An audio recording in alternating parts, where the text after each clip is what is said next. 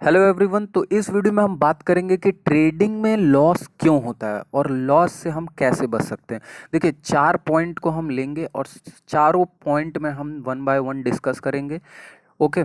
और अगर अभी तक आपने मेरे चैनल को सब्सक्राइब नहीं किया है तो प्लीज़ कर लीजिए, आपको अच्छे अच्छे वीडियोस मिलते रहेंगे ऐसे ही स्टॉक मार्केट रिगार्डिंग। तो चलिए, सबसे पहले हम बात करते हैं कि how trends and reversal happen. देखिए, ये पहला जो टॉपिक है इस पे अभी मैं बात करूंगा। लॉस का पहला, इन चारों टॉपिक से भी पहले मैं एक चीज़ बोलना चाहता हूँ। वो जो चीज़ है जो मैं अभी बोलने वाला हूँ वो सबसे ज़्यादा इम्पॉर्टेंट हो सकता है। ग्रीड।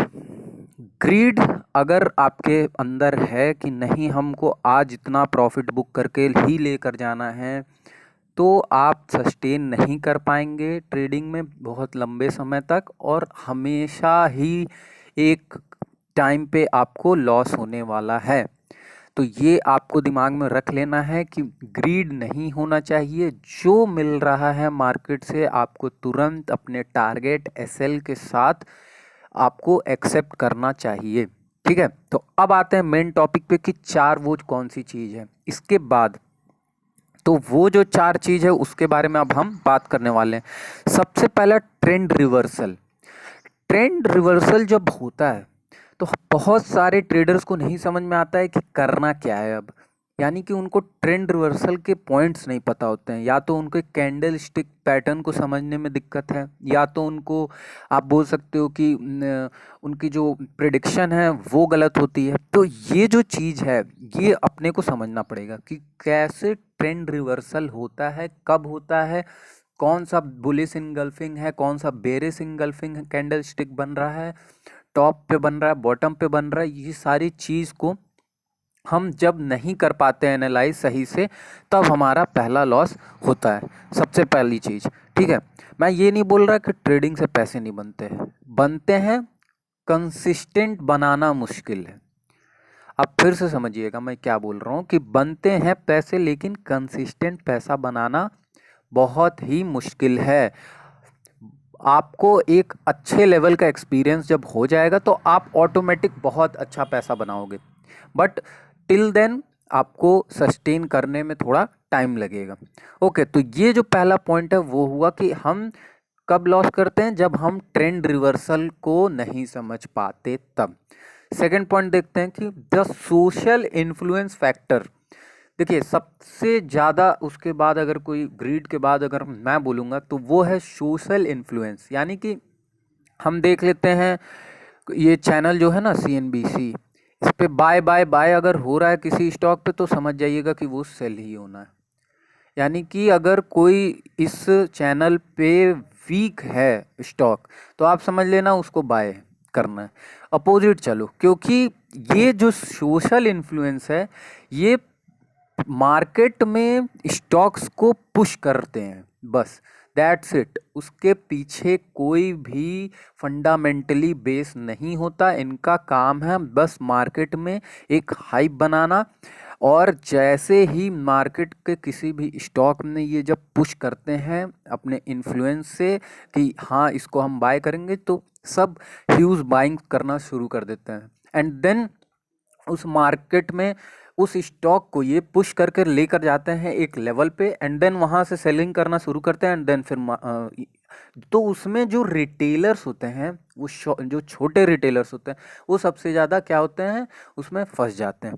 तो ये कारण है कि सोशल इन्फ्लुएंस के वजह से जो ट्रेडर्स हैं वो ज़्यादा आपके लॉस में होते हैं। ठीक है, तो अब बात करते हैं नेक्स्ट दो कारण की।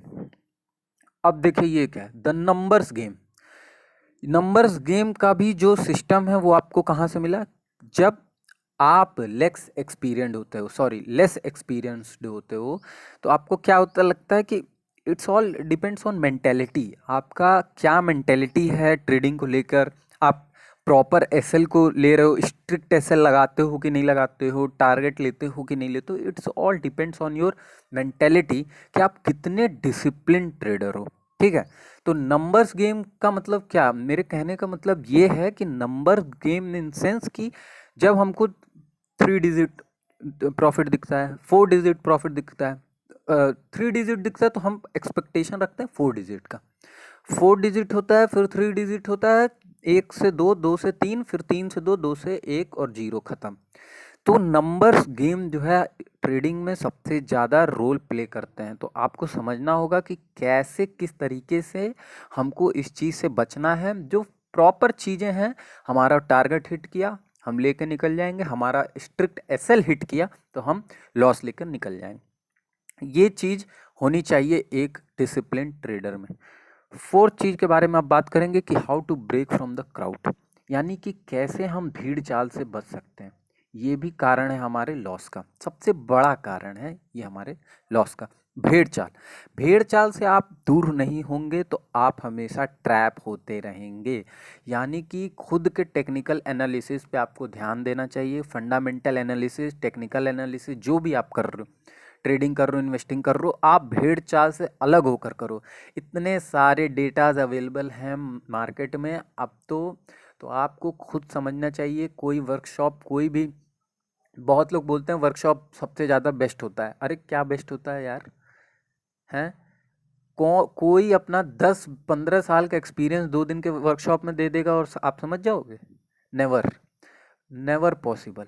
होते हैं बहुत एक्सपीरियंस्ड होते हैं कुछ ट्रेडर्स जो कि बता सकते हैं और जेन्युइन। मैं अभी डालूंगा एक वीडियो इसके ऊपर कि कौन कौन से ट्रेडर्स हैं जो जेन्युइन हैं इस फिशिंग मार्केट में, आपको पता चलेगा अभी इस वीडियो के बाद।